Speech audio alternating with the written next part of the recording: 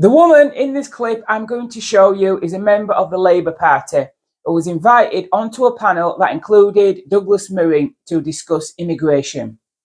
She is the living embodiment of everything that is wrong with this country and the debate on the issue. Douglas explains that the British public are concerned about people coming here and setting up foreign colonies. She replies it's because of housing and not because people choose to stick together. That's the biggest load of nonsense I've ever heard. What? Bradford? These people often want to stick with their own, and that's why they're all in one place, just like the English do in Spain. She also says we should not have a cap on immigration. Basically, we should just import the world. It's unbelievable to hear. What she really means is the British people can shut up because you don't get a say and you don't know what's good for you. We will force mass immigration upon you and you will learn to love it. This island does not belong to you, it belongs to the world, and they all have a moral right to move here. Unfortunately, that is the narrative pushed by the mainstream media. We're almost an authoritarian state when it comes to immigration. You'll never hear the argument, which is, it's not our responsibility to take in the world. Clearly, there is no democracy on the issue. People want immigration to go down, yet it just keeps going up and up no matter who is in power. After the local elections this week, it seems pretty clear Labour is on course to become the next government. So take a listen to what we can expect from them on immigration once they are in power.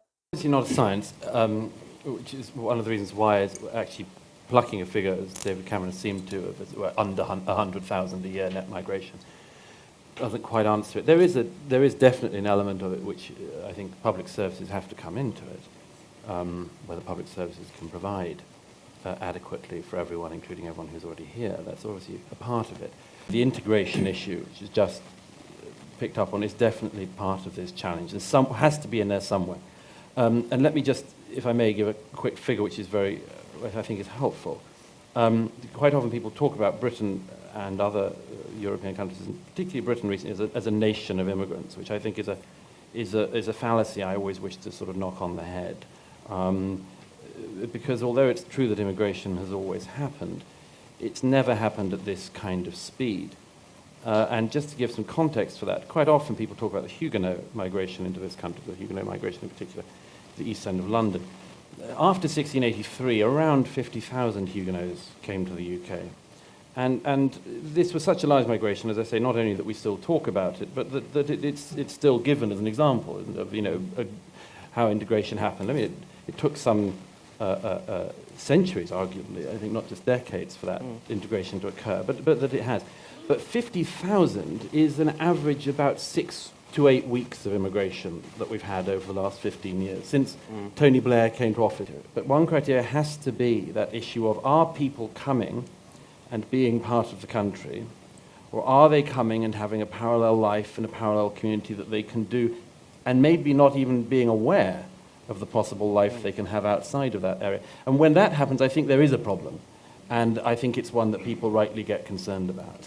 Saying that, I do not believe in a net migration target, which David Cameron has proposed, and frankly speaking, including refugees in that net migration target is immoral, and we shouldn't be doing it.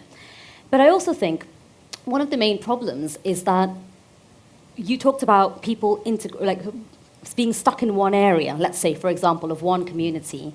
88% of ethnic minorities in this country are in the poorest boroughs in the country. So it's not so much that they gravitate towards a certain community because they want to. Sometimes there's no choice because of the lack of housing and how expensive housing is, especially in London. You talked about East London. Why do you think all the communities went there? It's because the housing was cheaper. Sure. What happens as a consequence is that the schools become pupils from just one community, and that's because that's your nearest school. So there are schools around, my area is very different, but around slightly outside, around Camden, where they'll have an entirely Bangladeshi community, like 98% will be people of Bengali origin in one school, and that's because of the housing problem. So I think about immigration, I don't think it's fair to say people gravitate just towards the communities. Also, I'm sure some do, but it's the cost of housing. It's then as a result of going to schools and not knowing anyone else outside your community.